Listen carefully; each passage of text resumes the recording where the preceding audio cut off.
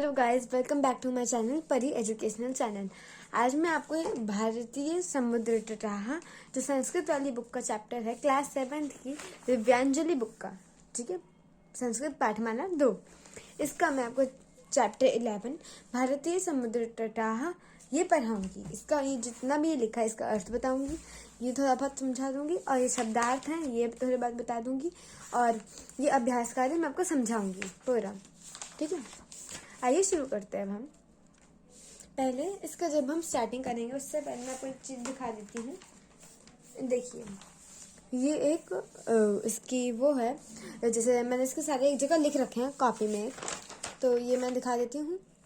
ये दूसरे चैप्टर, इसका जो अगला वाला चैप्टर है उसके मैंने ये लिख रखे हैं, ये नहीं, अभी आप इतना ही देखिए बस। देखिए, ये अभ्यास है और ये उसका अनुवाद है पूरा। एक इससे रिलेटेड एक कार्यपत्रिका है, ये मैं आपको दूसरी वीडियो में पूरा समझाऊंगी अच्छे से, ओके। अगर आपको वो वाली वीडियो देखनी हो तो उसका लिंक आप मुझसे कमेंट में भी मांग सकते हैं, और अगर आपने मेरे चैनल को सब्सक्राइब कर रखा है तो आपको नोटिफिकेशन आ जाएगी जब मैं अपलोड करूंगी। आइए हम अभी इस चैप्टर का अनुवाद स्टार्ट करते हैं, मतलब हिंदी। अहो रमय समुद्र तट, इसका मतलब है अहो मतलब अहो ही है, रमय मतलब सुंदर, समुद्र तट है, ठीक है। इसका मतलब हुआ अहो सुंदर समुद्र तट है। एषः मतलब यह, तू मतलब तो, पूरी मतलब ये एक जगह है, और समुद्र तट मतलब समुद्र का जो तट है, मतलब किनारा, वैसे। तो इसका मतलब हुआ वह तो पूरी का समुद्र तट है। विशाल विशालः, इसका मतलब होता है विशाल। समुद्र मतलब समुद्र, तो विशाल समुद्र है। अत्र मतलब यहाँ। सागरे मतलब सागर, सागर में, सागरे मतलब वो सागर में। इसमें हमने कारक लगाए हैं जो हम हिंदी में भी आपने पढ़े होंगे, कर्ता कारक कर्म कारक, वैसे कर्ता ने कर्म को कर्ण से संप्रदान के लिए पदान से लगोना, तो वैसे हमने यहाँ कारक लगाया है, इसलिए सागरे हुआ। और इसका मतलब होता है सागर में। तरंगा, ये जो वर्ड लिखा है इसका मतलब होता है लहरें। तत् प्रदेशम, इसका मतलब होता है किनारे। जैसे इसमें सिंपल मैं आपको सही से एक बार में बताऊंगी तो आपको ज़्यादा अच्छे से समझ आएगा। यहाँ सागर में लहरें किनारे पर आती और जाती हैं। आन्यति मतलब आना, और बाद में लिखा है लेकिन वो पहले बोलते हैं आना, और यांति मतलब जाना, ओके। तो मतलब आती और जाती हैं, जैसे लहरें एक बार आई अब ये गई, ऐसे हुआ, ठीक है। अब आगे करते हैं। देखिए, इसमें मैं आपको एक चीज़ बता देती हूँ, जो हमारे अवयव होते हैं वो कभी चेंज नहीं होते। जैसे यहाँ बहुत सारे अवयव का प्रयोग होगा मेरे हिसाब से, वो तो लगभग हर चैप्टर में ही यूज़ होता है अवयव का। आपको लिख के दिखा देती हूँ कि अवयव होते क्या हैं, उनकी परिभाषा। आपने अवयव हिंदी में भी पढ़े होंगे एक बार को, और अवयव बहुत आसान होते हैं। अवयव के अपने हिंदी में बहुत सारे प्रकार पढ़े होंगे, लेकिन संस्कृत में आपको वो सब पढ़ने नहीं है, बस इतना फर्क है। अब मैं आपको बताती हूँ। देखिए, मैंने कॉपी ली है, अब उसमें मैं बताऊँगी। पहले मैं हम अवयव हेडिंग डाल रही हूँ क्योंकि हम अवयव कर रहे हैं। अवयव होते क्या हैं, जिससे मैं आपको और बताती हूँ। जिससे, और अगर आप इसे स्त्रीलिंग, नपुंसक स्त्रीलिंग या पुल्लिंग में यूज़ करेंगे तो इसका चेंज नहीं होगा। आप जैसे थोड़ी ना बोलते हैं लड़की और लड़का, यही बोलते हैं, लड़की और लड़कियाँ, और तो वही रहा ना, तो ये चेंज नहीं होता। ऐसे ही जैसे हमने लड़के और लड़के ऐसे ही कर दिया, तो ये चेंज नहीं होते वर्ड्स। और हो गया, और इस और को संस्कृत में कहते हैं च, ठीक है। अत्र, अत्र मतलब होता है यहाँ। तत्र, इसका मतलब होता है वहाँ। यह आपकी बुक में भी दिया, मैं आपको दिखाती हूँ। देखिए, ये शब्दकोश है, उसके आगे अव्ययवानी, अव्ययवानी, इसमें देखिए तू भी कभी चिन्ह नहीं होता, इसका मतलब होता है तो। उच्च है मतलब जोर से। अत्र यहाँ, ही निश्चय ही, अपि भी, तत्र वहाँ, पुनः पुनः, बार बार। युग युगपदेव, इसका मतलब होता है एक साथ ही। एवमेव ऐसे ही। अतीव अत्यधिक। अतीफ का मतलब है अत्यधिक, ठीक है। और सवेरम इसका मतलब होता है इच्छा अनुसार। तो ये अवयव होता है। मैं आपको थोड़ा अवयव भी बता दिया। अब हम आगे चलते हैं अपने हिंदी में, जहाँ हम हिंदी कर रहे थे। यहाँ से करा रही हूँ मैं, आपको दिख रहा होगा, ठीक है। अब हम शुरू करते हैं आगे यहाँ से। जो ये वर्ड है, आप इसको मतलब सोचोगे कि होता क्या है, सही से बताने नहीं लग रहा। तो इसका मतलब एक जगह लिखा है, आप देख सकते हैं शब्दकोश में, जहाँ मैंने अपना फिंगर भी रखी है। इसका मतलब होता है लहरें, तरंगदाहा, डा भी बोल सकते हैं। मतलब इसमें हमारे अभी कोई वो नहीं लगी कारक चिन्ह, तो इसलिए सिंपल ही हुआ लहरें।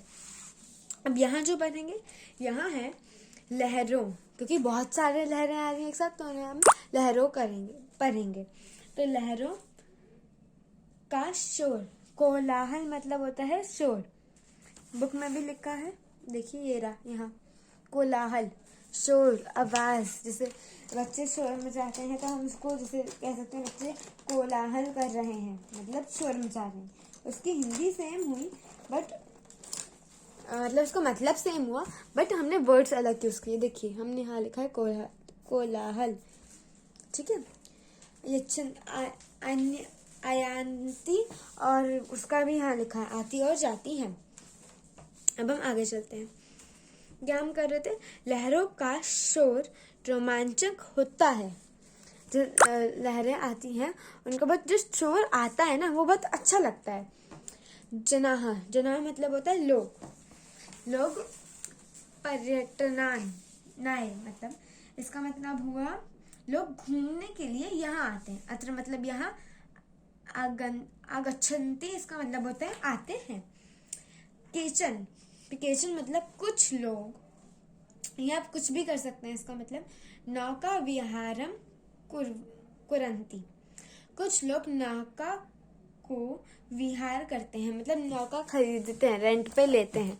आपको लिख के दिखाती हूँ। जैसे आप कहीं भी गए होंगे अगर उसके पास, तो आपने नौका मतलब, पहले बता देती हूँ मैं, बोट।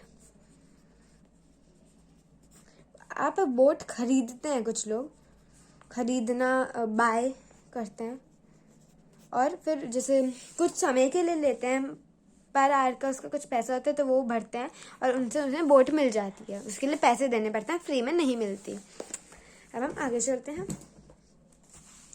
तो मैंने आपको भी यहाँ तक बता दिया, यहाँ तक, ठीक है। कुछ लोग नौका विहार करते हैं।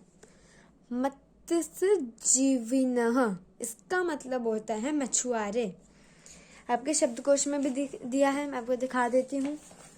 एक मिनट वेट करिए, ये देखिए, ये मछुआरे। अब मछुआरे करते क्या है, मछुआरे अपनी नौका भी विहरंती, मछुआरे भी नौका को विहार करते हैं, नौका में घूमते हैं। घूमते क्यों है, मछलियाँ खरीदने के लिए। जैसे मछलियाँ तो होती हैं समुद्र में, तो उन्हें वो ले लेंगे, फिर जाके बेच देंगे, जिससे उनकी इनकमिंग होती है, मतलब उनको पैसे मिलते हैं। आगे चलते हैं। तत्र बुद्धिताः बालाः बालिकाः च बालुकाघरं रचयन्ति, पुनः पुनः तरंगाः बालुकाघरं प्रवाहयन्ति। अब इतने बड़े वाक्य का आपको कुछ मीनिंग समझ नहीं आया होगा, मैं बताती हूँ। तत्र मतलब मैंने आपको पहले भी बताया था, आप जल्दी सोचिए। तत्र मतलब होता है वहाँ, अत्र होता है यहाँ, तत्र होता है वहाँ। मैंने आपको पहले भी कॉपी में लिख के दिखाया था, तो भी बताया था। देखिए, तत्र हुआ वहाँ और अत्र हुआ यहाँ। तो अभी हम बोलेंगे वहाँ। मुदिताः, इसका मतलब क्या होता है, प्रसन्न होना। जैसे जो प्रसन्न होते हैं, जैसे बालकों से मम्मी प्रसन्न हो गई, अगर ऐसे, तो प्रसन्न हुआ इसका मीनिंग। इनको रेस कर देती हूँ, इससे आगे मार्क करूँगी तो आपका एकदम से समझ आ जाएगा। और आप इस शब्दकोश को अच्छे से लर्न करिएगा, इससे आपको बहुत ज़्यादा हेल्प होगी। पढ़ने से पहले, आप चैप्टर रीड करने से पहले शब्दकोश याद करिएगा, फिर आप इसे पढ़ेंगे तो आपको बहुत आसानी से समझ आएगा।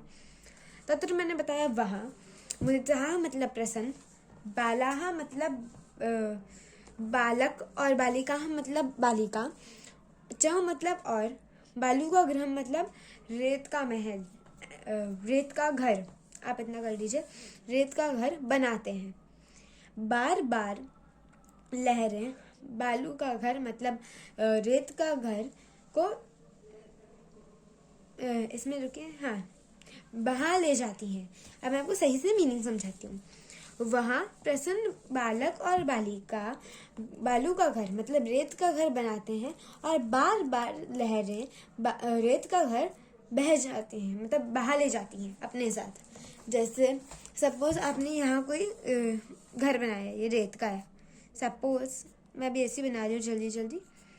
यहाँ लहरें आती हैं बार बार, तो यहाँ से ऐसे लहरें आई, इस घर को अपने अंदर ले गई।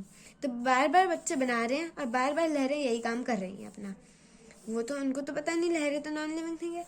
तो ऐसे ऐसे लहरें आ रही हैं, घर ले जा रही हैं, डुबा ले रही हैं उनका। रेत का घर है ये। अब आगे करते हैं। अत्र विदेशी कहा अपि भ्रमंती। अत्र मतलब मैंने आपको बताया था यहाँ विदेश के लोग भी घूमने आते हैं। जनाः समुद्र जातानि वस्तूनि अपि क्रीडन्ति। अब इसका मतलब है जनाः मतलब लोग। अब लोग करते क्या हैं? लोग जो हैं वो समुद्र में उत्पन्न वस्तुएं, मतलब जो समुद्र में वस्तुएं हैं वो खरीदते हैं। इस लाइन का मतलब यही हुआ कि यहाँ एक मिनट की, यहाँ हुआ मीनिंग क्या हुआ, लोग समुद्र में उत्पन्न वस्तुएं भी खरीदते हैं। अब मैं आगे करती हूँ। आगे है यहाँ से, अयमेव अस्माकं देशे बहवः सूर्यमयाः सागरतटाः सन्ति। अब मैं आपको कॉपी से ही बता देती हूँ, जल्दी हो जाएगा, उससे आपको यहाँ दिख भी रहा होगा। ये देखिए, यहाँ लिखिए, ये लाइन मैं हिंदी में ही लिखा है मैंने, संस्कृत नहीं लिखी। आप ऐसे कर सकते हैं, देखिए। ऐसे ही हमारा देश में बहुत सुंदर सागर तट है। एफ में मतलब मैंने बताया था ऐसे ही। अस्माकम मतलब हमारे, देशे मतलब देश में, क्योंकि कारक मतलब विभक्ति लगी है इस वजह से। भवः मतलब बहुत सुंदर सागर तट है, बहुत सुंदर सागर तट है। इस वाली लाइन का मतलब हुआ, इसमें मुंबई, गोवा, द्वीप, विशाखापट्टनम, कोची, कन्याकुमारी के तट तो विस्तृत ही है। मतलब यहाँ बहुत सारे ऐसे और हमारे देश में हैं जगहें, जैसे उन्होंने नाम दिखा दिया, यहाँ लिखे हैं। अब ये वाली लाइन का मतलब यहाँ है, विदेशी पर्यटकों को गोवा तट तो बहुत अच्छा लगता है। ये यहाँ तक हुआ। देखिए, विदेशी पर्यटकों मतलब विदेश से जो लोग आते हैं उन्हें गोवा तट मतलब गोवा में जो समुद्र है वहाँ वो तो बहुत अच्छा लगता है। अब आगे जो दिया है, द्वीप तट बहुत विशाल है। जो द्वीप तट है वो बहुत बड़ा है, विशाल है। अब ये नेक्स्ट लाइन का यहाँ से, तत्र यहाँ लिखा है, तत्र पर्वताकारः तरंगः उछलती। इसका मतलब है वहाँ पर्वत के आकार वाली लहरें उछलती हैं, मतलब बार बार आती हैं। तो वो ऐसा लगता है पर्वत जैसे होता है ना ऊपर से, वैसे आती हैं। जैसे बुक में तो जैसे सारी फोटो जो दी है वो रुका हुआ है, देखिए ऐसे, ये ऐसे आती हैं, ऊपर से ऐसे आई, ऊपर से चली गई, तो माउंटेन जैसी फॉर्म ले लेती हैं वो लोग। वो मतलब यहाँ लहरें की बात करी जा रही है। आगे करते हैं। यहाँ पे अद्भुत दृश्य है। विशाखापट्टनम तट तो विदेशी व्यापार के लिए प्रसिद्ध है। विशाखापट्टनम तट तो विदेशी व्यापार के लिए प्रसिद्ध है। अत्र मतलब, जल्दी बताइए आप, अत्र मतलब वहाँ विविधाः, इसका मतलब होता है विभिन्न। जलपोताः मतलब होता है जहाज है। संति मतलब है। जब ये सोचो, कभी संति आता है, कभी अस्थि आता है, सब होता कैसे, ये भी मैं आपको थोड़ा बहुत इस चैप्टर में ही बता देती हूँ। देखिए, इस वाली बुक का ही मैं आपको एक पेज नंबर बता रही हूँ, आप कहाँ आइएगा, पेज नंबर 99।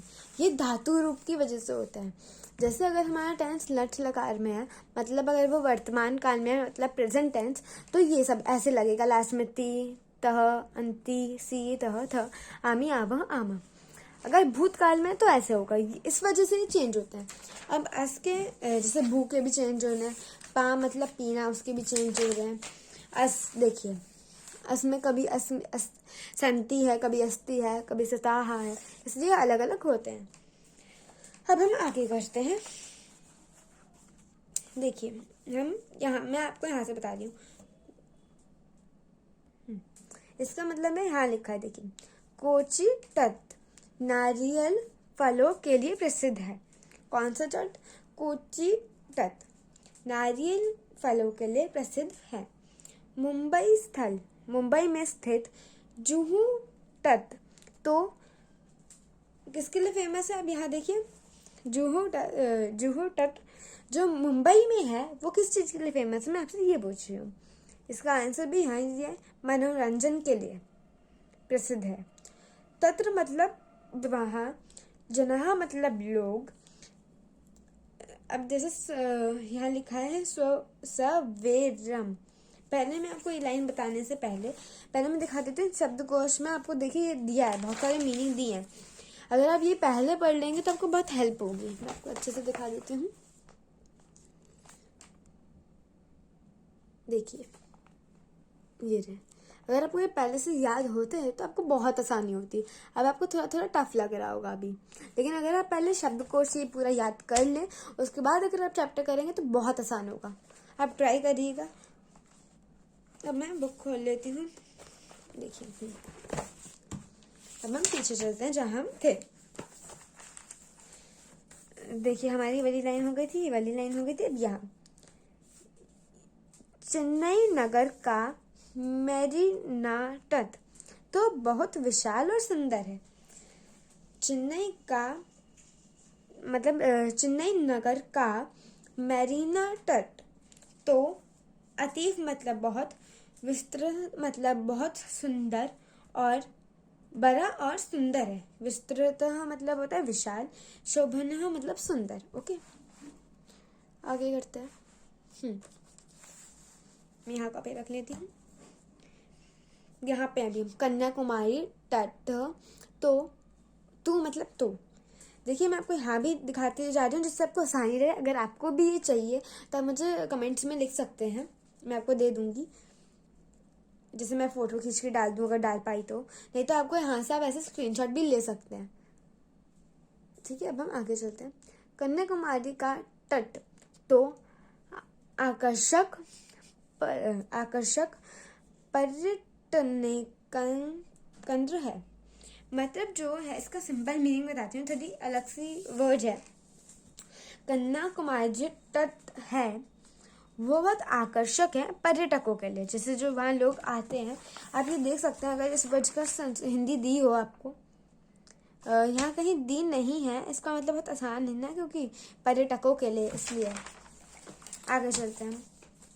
अत्र मतलब यहाँ, देखिए मैं यहाँ लिखा रही हूँ, हाँ, यहाँ त्रियान्म मतलब 3 सागरों का संगम होता है।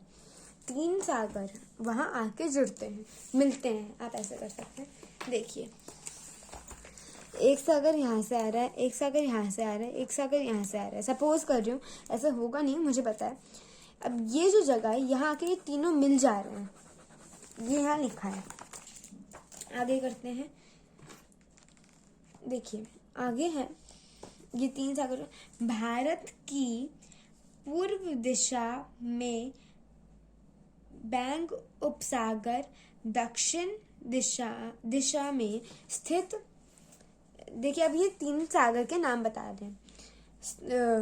दक्षिण दिशा में हिंद महासागर है, पश्चिम दिशा में अरब सागर है, और मतलब यहाँ और पहले बोला जाएगा तो ये होगा, यहाँ सेंटेंस आएगा, हिंद महासागर और पश्चिम दिशा में स्थित अरब सागर यहाँ मिलते हैं।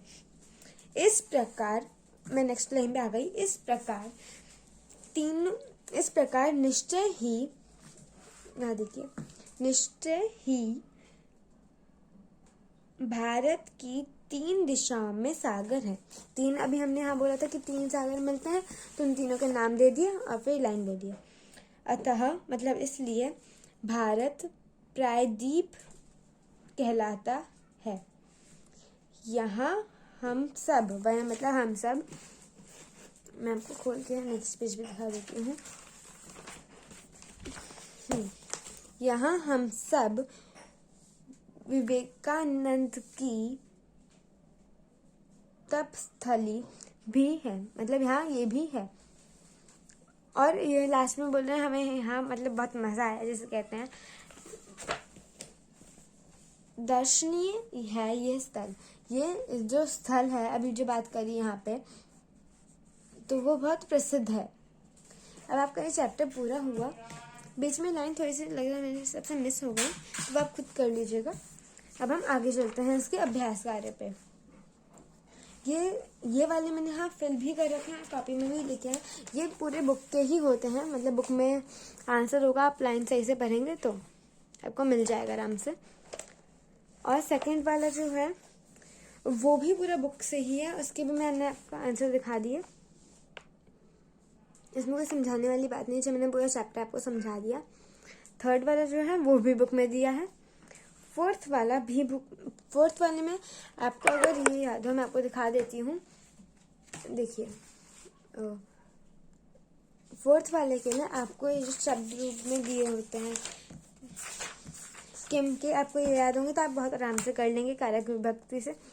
ये बुक का पैराग्राफ है और इसके क्वेश्चन आंसर यहाँ मैंने लिख रखे हैं, देखिए। तो ये चैप्टर पूरा हुआ। अगर आपको मेरी वीडियो पसंद आई हो तो please like share comment and subscribe करिएगा। Thank you for watching, bye.